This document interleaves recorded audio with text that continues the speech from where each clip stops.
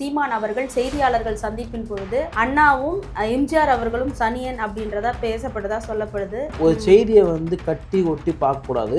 ஆனால் சீமான் அவர்கள் ரெண்டுமே சனியன் சொல்லக்கூடியது திரு எம்ஜிஆர் அவர்களையோ திரு அண்ணா அவர்களையோ கிடையாது. அவரு ரெண்டு கட்சிகளை சொல்றாரு. ஆனா இங்க இவங்க என்ன பரப்புறாங்கன்னா, ஏன்னா திராவிட கூட்டமே என்னன்னா பொய் பரப்புற கூட்டம் தானே.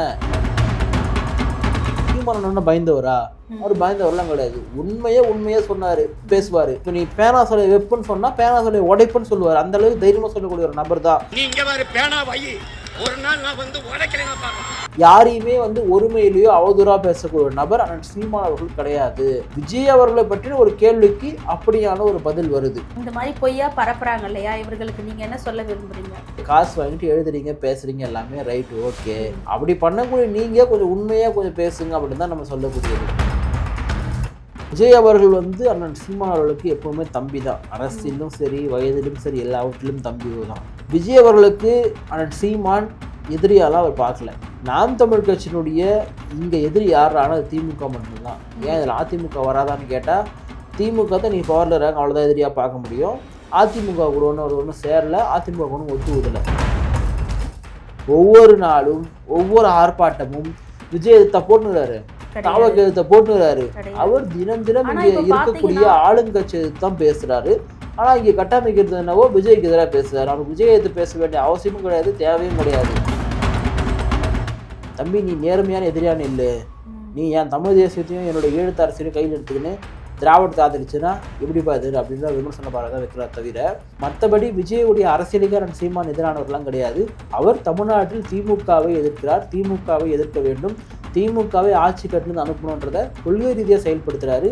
அப்படி செயல்படுத்தி 36 லட்சம் ஓட்டு வாங்கி ஒரு கட்சியை அங்கீகரிக்கக்கூடிய கட்சியை மாற்றிட்டாருன்னா இதெல்லாம் சாதாரண விஷயம் கிடையாது, ஒரு மிகப்பெரிய ஒரு மாற்றம் தான். அண்ணன் திருமாவர்களே சொல்கிறார் இல்லையா, மோடிக்குன்னு தமிழ் தெரிஞ்சதுன்னா அவர் இங்கே இப்போ பேசி ஆட்சி கொண்டிருப்பாங்க, அந்தளவுக்கு மக்களை பேசிடுறாரு அவருன்னு சொல்கிறாங்க. ஏன் உங்களாலாம் ஜெயிக்க முடியல? அவங்ககிட்ட கரிஸ்மேட்டிக் போகிறது உங்ககிட்ட இல்லை. நீங்கள் என்ன பண்ணுறீங்கன்னா, ராகுல் காந்தி நிற்க வைக்கிறீங்க அவருக்கு எதிராக. ராகுல் காந்தி எல்லாரும் பப்புன்னு பார்க்குறாங்க. பப்புன்னா குழந்தை. ஒரு குழந்தை எப்படி ஒரு மோடி போனவர்களை எதிர்க்க முடியும் அப்படின்றத அவங்க கேட்கக்கூடியது. நிம்மதி ப்ராப்பர்ட்டி மேனேஜ்மெண்ட், உங்கள் பழைய வீட்டை புதிய வீடாக மாற்றலாம் வாங்க. வாய்ஸ் ஆஃப் தமிழ்நாடு பார்வையாளர்களுக்கு வணக்கம். இன்றைய சிறப்பு நேர்காணலில் நம்மோடு இணைந்திருப்பவர் வழக்கறிஞர் பிரதாப். வணக்கம். வணக்கம் ஆதி. நேற்று நாம் தமிழர் கட்சியினுடைய தலைமை ஒருங்கிணைப்பாளர் அண்ணன் சீமான் அவர்கள் செய்தியாளர்கள் சந்திப்பின் பொழுது அண்ணாவும் எம்ஜிஆர் அவர்களும் சனியன் அப்படின்றதா பேசப்படுதா சொல்லப்படுது. இதை எப்படி பார்க்குறீங்க? இல்லை, முதல்ல உண்மையாக என்ன சொல்லிட்டு பார்க்கணும். ஒரு செய்தியை கட்டி ஒட்டி பார்க்கக்கூடாது.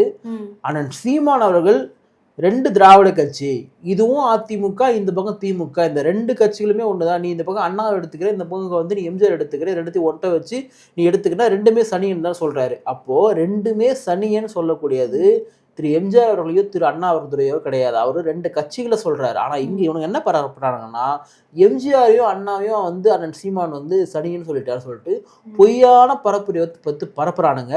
அதை அதிமுகவும் எடுத்து ட்ரோல் பண்ணிட்டு இருக்குது. முதல்ல அந்த நியூஸை நீங்கள் உண்மையாக பார்க்கணும். ஏன் கேட்கப்படுதுன்னா, விஜய் அவர்களுடைய அரசியலை பற்றி கேட்கப்படுது.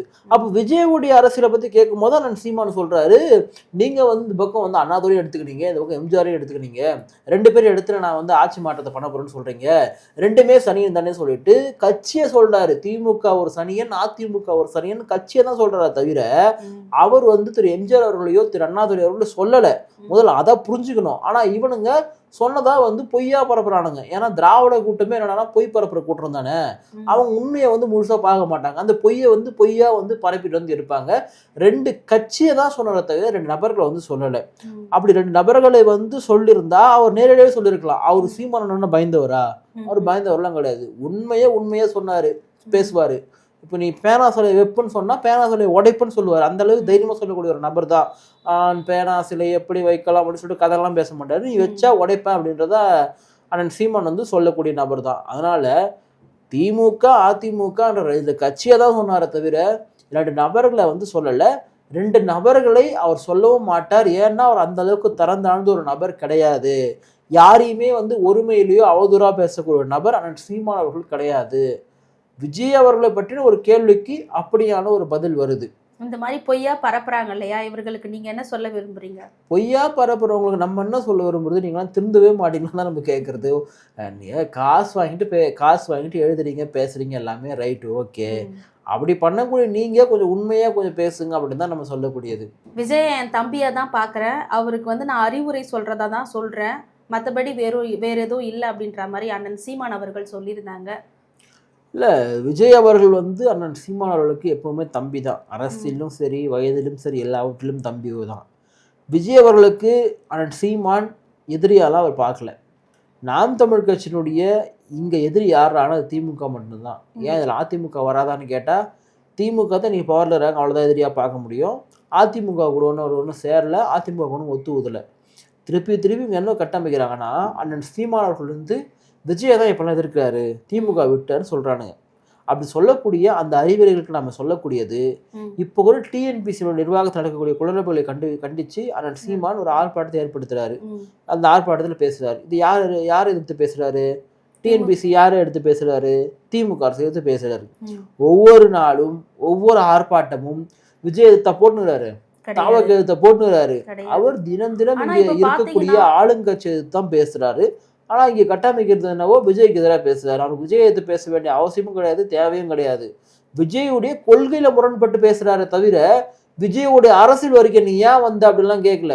இன்னைக்கு சில விஷயங்கள் பேசும்போது உன்னை யாரா வர சொன்னதெல்லாம் பேசுறாருன்னா இவர் நான் விட்டுட்டு வந்து சொல்றாரு இல்லையா, அதனால தான் சொல்றாரு. விஜய் அவருடைய அரசியல் சரியானதாக இருந்தால், அது அண்ணன் சீமான் அவர்களுக்கு பலம் சேர்க்கும் விதமாக இருந்தால் கண்டிப்பா ஆதரிப்பாரு. நீ எதிரியா இருந்தா கூட நேர்மையான எதிரியாரு. இப்போ என்னன்னா நீ என்ன பண்ற, எதிரியா இல்லாம தமிழ் தேசியம் திராவிடம் எழுதிய கண்கள். இன்னைக்கு தமிழர்களெல்லாம் ஈழத்தமிழர்களெல்லாம் தன்னுடைய தந்தையை எழுந்துட்டு இருக்கார்கள், தன் தாயை எழுந்துட்டு இருக்காங்கன்னு சொல்லிட்டு நீங்க மேதவ பேரை வந்து பயன்படுத்துறீங்க. அப்போ ஒரு பக்கம் உங்களை தமிழ் தேசியவாதி போலவும் ஈழத்தமிழர்களுக்காக பேசுவதை போலவும் பேசிட்டு, மறுபக்கம் ஈழத்தமிழர்களுக்கு துரோகம் விளைவித்த காங்கிரஸை வந்து நீங்க சாட மாட்டீங்க. அப்ப கேள்வி வருமா வராதா? நீங்க யாரு, நீங்க எதை பேசுறீங்கன்ற கேள்வி வரும் தானே. அப்ப அதுதான் நான் சீமான் வந்து கேட்கிறாரு. நீங்க ஊழல் கட்சி எதிர்ப்புன்னு சொல்றீங்க, இந்த ஊழலுக்கெல்லாம் மூட்டுருக்கானு காங்கிரஸ், அதை எதிர்க்க மாட்டீங்களோ? நாளைக்கு நீங்க கூட்டணிக்கு வந்தா சேர்க்க மாட்டீங்களோ? கண்டிப்பா சேர்த்துப்பீங்க. ஏன்னா அவரு திமுக எதிர்க்கணும். ஏன்னா தமிழ்நாட்டை பொறுத்த வரைக்கும் பாஜக எதிர்ப்புன்றது ஒரு ஓட்டு பேங்க்.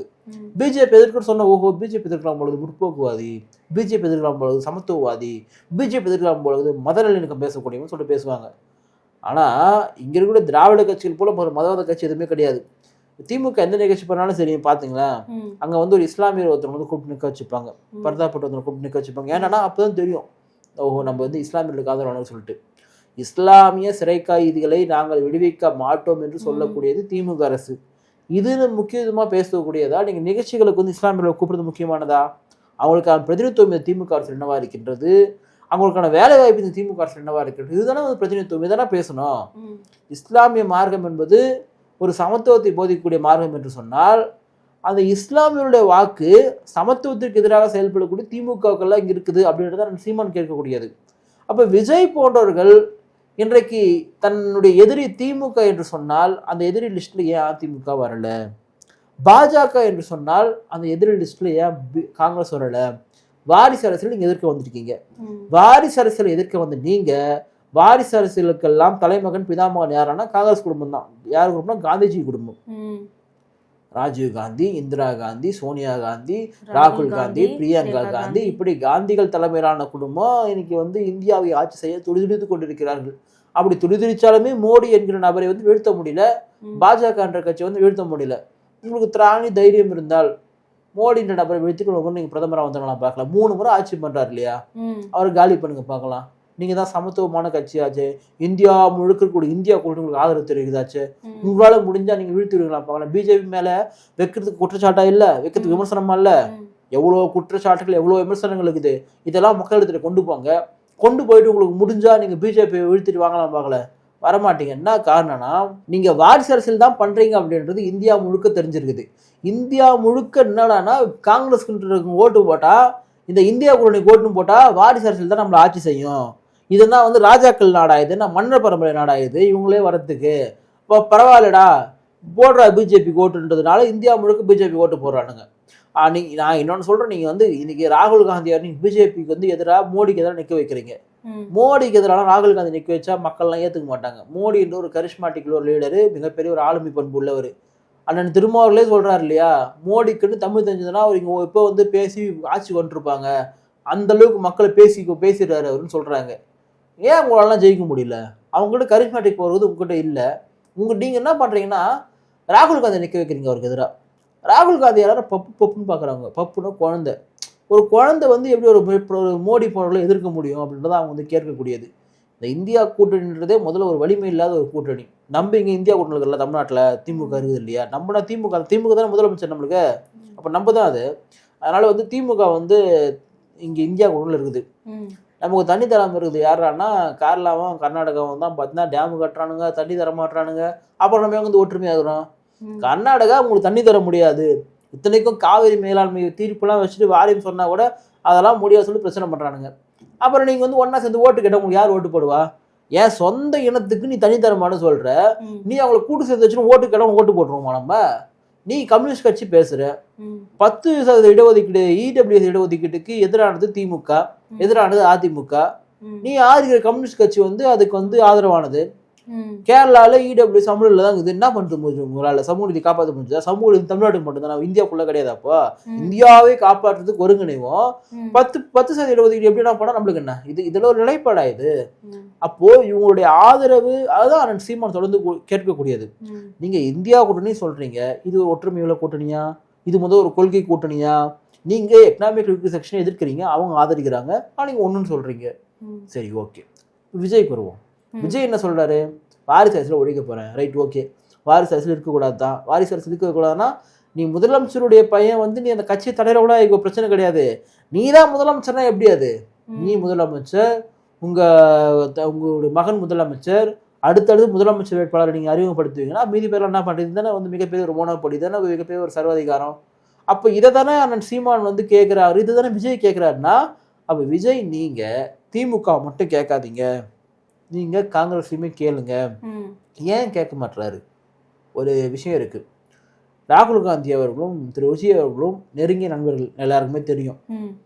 இப்போ நமக்கு எப்படி இங்க திமுக அதிமுக தமிழ்நாட்டில் வந்து எதிர் கட்சியோ, கேரளால வந்து கம்யூனிஸ்ட் கட்சியும் காங்கிரஸ் கட்சியும். அங்க காங்கிரஸால வர முடியல. நாளைக்கு விஜய்க்கு வந்து காங்கிரஸ் கூட இணைஞ்சிட்டாருன்னா விஜய் அவர்களுக்கு குறிப்பிட்ட செல்வாக்கு கேரளாவில் இருக்குன்னு சொல்றாங்க. அதனால விஜய் வந்து ஓட்டு கேட்டாருன்னா கேரளா மக்கள்லாம் ஓட்டு போட்டுருவாங்க, நம்ம அங்க ஆட்சிக்கு வந்துடலாம் அப்படின்ற ஒரு கணக்கு வச்சிருக்காங்க. அதனாலதான் வந்து காங்கிரஸ் இப்போ வந்து கிளம்பிக்கிறாங்க. ஆட்சியில் பங்கு வேண்டும், அதிகாரத்தில் பங்கு வேணும்னு கிளம்பிக்கிறீங்க. நல்ல விஷயம், உங்களை வாழ்த்துறோம், பாராட்டுறோம். அது கொஞ்சம் வாங்கிருக்கலாம், பார்க்கலாம். அதான் நம்ம கேட்கணும். ஆட்சியில் அதிகாரத்தில் நீங்கள் பங்கு பார்க்கணும். 6 மாதம் இருக்குது இல்லையா? இப்போ தமிழிசை அவர்கள் சொன்னாங்க இல்லையா, ஆட்சி முடித்துக்கு 6 மாதம் தான் இருக்குது, இப்பயாவது நீங்கள் சகோதரர் திருமாவளவனுக்கு வந்து துணை முதலமைச்சர் கொடுங்கலாம் சொல்லி கேட்டாங்க இல்லையா? கொடுக்க சொல்லுங்களாம், பார்க்கலாம். சமூக நீதி திமுக சொல்லி நம்ம ஒரு வீடியோ பேசலாம் உட்காந்து, அண்ணன் திருமாவளவன் துணை முதலமைச்சர் கொடுத்துட்டாங்க, திமுக தானே சமூக நீதி அரசு சொல்லி பேசலாம். கொடுக்கலாம் மாட்டாங்க. இது வந்து ஒரு குடும்பம் ஒட்டுமொத்தமாக தமிழ்நாட்டை ஆள வேண்டும், எல்லாத்தையும் நம்மளே திரும்ப கட்சி தலைவர்களே திமுக கூட இருக்கிறவங்களே வந்து வாரிசு அரசியல் ஆதரிக்கிறாங்களே, அது குறித்து பெரிய கருத்தெல்லாம் வாரிசு அவங்க வேற வழி இல்லை, வாய்ப்பு இல்லை ராஜா, அந்த வழி இல்லை. அங்க நீங்க ஒரு இடத்துல போயிட்டு நீங்க சரண்டர் ஆயிட்டீங்கன்னா அவங்க என்ன சொன்னாலும் கேட்டுதான் ஆகணும். அதுதான் கூட்டணி கட்சியோட நிலைமை. இன்னைக்கு ஆட்சியிலும் அதிகாரத்தில் பங்கு ஒன்றும் கேட்குறீங்க காங்கிரஸ். ஏங்க உதயநிதி துணை முதலமைச்சர் ஆக்குனீங்க, எங்களுக்கு கொடுங்களாங்க சொல்லிட்டு கேட்கறது. ஆனால் செல்வ பிறந்தக்கு துணை முதலமைச்சர் ஆகட்டும், அண்ணாக்குது ஆகக்கூடாது அண்ணா, இவங்களாம் ஆகும்போது ஆகட்டும், அவர் கேட்கட்டும், அவர் இன்னும் என்ன ஆக்கணும்னு கேட்கட்டும். ஏன் கேட்க மாட்டாரு? சரி, மற்றவங்க யாரும் இல்லையான்னா அதுவுமே முக்கியமானது இருக்கு இல்லையா? கேட்கட்டும், இவங்கெல்லாம் கேட்டு பார்க்கட்டும், முடிஞ்சா துணை முதலமைச்சர்லாம் ஆகட்டும். அதனால அண்ணன் சீமான் அவர்கள் விஜயுடைய அரசியல் எதிர்க்கிறாருன்னா அது கொள்கை ரீதியான எதிர்ப்பு மட்டும்தான். தம்பி, நீ நேர்மையான எதிரியான இல்லை, நீ என் தமிழ் தேசியத்தையும் என்னுடைய ஈழத்து அரசியலையும் கையில் எடுத்துக்கின்னு திராவிடத்தை ஆதரிச்சுன்னா எப்படி பாது அப்படின்ற விமர்சன பாடம் தான் வைக்கிறார் தவிர, மற்றபடி விஜயுடைய அரசியலுக்கு அண்ணன் சீமான் எதிரானவர்கள்லாம் கிடையாது. அவர் தமிழ்நாட்டில் திமுகவை எதிர்க்கிறார், திமுகவை எதிர்க்க வேண்டும், திமுகவை ஆட்சி கட்டிலிருந்து அனுப்பணுன்றதை கொள்கை ரீதியாக செயல்படுத்துறாரு. அப்படி செயல்படுத்தி 36 லட்சம் ஓட்டு வாங்கி ஒரு கட்சியை அங்கீகரிக்கப்பட்ட கட்சியை மாத்திட்டாருன்னா இதெல்லாம் சாதாரண விஷயம் கிடையாது, ஒரு மிகப்பெரிய ஒரு மாற்றம் தான். சரி, ஒருபுறம் வந்து தாவேகாவினுடைய தலைவர் விஜய் அவர்கள் திமுகவை எதிர்க்கிறாரு, வாரிசு அரசை எதிர்க்கிறாரு பார்த்தா, மற்றொரு புறம் வந்து தாவேகாவினர் நான் ஏதோ திமுகவை எதிர்ப்பாங்கன்னு பார்த்தா சீமான் அவர்களை இன்னைக்கு வந்து விமர்சிச்சுட்டு வந்துட்டு இருக்கிறாங்க பெரிதுமா. இல்ல இதனால தான் வந்து தாவேக்கோ சார்ந்தூர்ல அணில் குஞ்சுகள் சொல்றாங்க போலகுது. என்னன்னா விஜய் அவர்கள் யாரை எதிர்க்கிறாரு? திமுக எதிர்க்கிறாரு. என்னுடைய மெயின் நான் வந்து பிரைமரி போர்ஸ்னு சொல்றாரு. இங்க போட்டியே வந்து திமுகக்கும் டிவிகேக்கும் தான் சொல்றாரு விஜய் அவர்கள். உங்க தலைவர் எப்படி சொல்றாரு? நீங்க என்ன பண்றீங்க? அந்த சீமானோட வந்து கடிக்கிறீங்க. ஒரு சின்ன பையன் பேசுறான், சீமான் சீக்கிரமா செத்துருவான் அப்படி சொல்லி ஒரு சின்ன பையன் பேசுறான். இது அப்போ என்ன சொல்லுவாங்க? அவங்க அணில் குஞ்சு தான் சொல்லுவாங்க. அவங்களுக்கு அரசியல் நம்ம அவளை பத்தி வருத்தப்படணும். அரசியல் புரிதல் இல்லை. என்ன நினைக்கிறாங்கன்னா அரசியல் புரிதல்னா திமுகவுக்கு பதிலாக விஜய் அவர்கள் ஓட்டு போடல அரசியல் புரிதல் வந்துச்சுன்னு நினைக்கிறாங்க. அப்படிலாம் கிடையாது. அரசியல் புரிதல் என்பது, அரசியல் அறிவு என்பது ஒரு கொள்கை ரீதியாக, ஒரு சித்தாந்த ரீதியாக ஒரு நிலைப்பாடு இருக்கணும். இங்கே என்ன நடக்குது அப்படின்றது தெரியணும். என்னென்ன திட்டங்கள் இங்கே வந்துட்டு இருக்குன்னு தெரியணும். அவனுக்கு இடஒதுக்கீடுனா என்னன்னு தெரியணும். அவனுக்கு பிரதிநிதித்துவம்னா என்னன்னு தெரியணும். பெண்களுக்கு ஏன் வந்து இத்தனை இடஒதுக்கீடு கொடுத்துருக்காங்கன்னு தெரியணும். எப்படி இங்கே சென்னை மேயரா பிரியா அவர்கள் வந்திருக்காங்கன்னு தெரியணும். இவ்வளோ விஷயங்கள் தான் அரசியல் புரிதல். ஓட்டு பொறுத்த மட்டுமே அரசியல் புரிதல் கிடையாது. இதெல்லாம் போயிட்டு வயசானவங்க எதிர்பார்க்க முடியாது. இதெல்லாம் அவங்களாம் படிக்காதவங்க, அவங்க கிட்ட போய் எல்லாம் எதிர்பார்க்க முடியாது. நீங்க படிச்சவங்களப்பா, நீங்களாம் டபுள் டிகிரி ஹோல்டர்ஸ் இல்லையா? அதனால நீங்க வந்து அரசியலை கத்துங்க. சும்மா இந்த அணில் குஞ்சுகள் மாதிரி கத்தாதீங்கன்றது அவங்க சொல்லக்கூடியது. ஏன்னா நீங்க எதிர்க்க வேண்டியது திமுக தானே. அவங்க தான் எதிர்க்க வந்திருக்கீங்க. சீமானண்ணன் எதிர்ப்பு அவங்க வேலை, நாம் தமிழ் கட்சி எதிர்ப்பு அவங்க வேலை. நீங்க கேட்டா அவர் தான் எங்க எதிர்க்கிறாரு. அவர் உங்களை எதிர்க்கல, அவர் உங்கள் கொள்கையை எதிர்க்கிறார். நீங்க வந்து நாம் தமிழ் கட்சியோட கொள்கையை எதிருங்க. தமிழ் தேசியம் இப்படி இருக்குதுங்க, தமிழ் தேசியத்தின் பால் சீமானுடைய பேசுறது சரியான்னு சொல்லிட்டு அதை எதிருங்க. யாரும் விமர்சிக்க மாட்டாங்க. ஏன்னா அது உங்க கட்சி, நீங்க கொள்கை ரீதியாக எடுத்துருப்பாங்க. உங்களுக்கு கொள்கைனா என்னன்னு தெரியல. கொள்கைனா டிவிகே சித்தாந்தானா விஜய் சொல்ல முடிஞ்சு போயிடுச்சு. இனி கூட நாமக்கல்ல சமக்கிறோனா உள்ள விஜய் அவர்களை பார்த்து ஒரே கத்துறாங்க. பஸ் நவரல ரொம்ப நேரமா அங்கேயே நின்று இருக்குதுன்னு பாத்துக்கிறேன் நான்.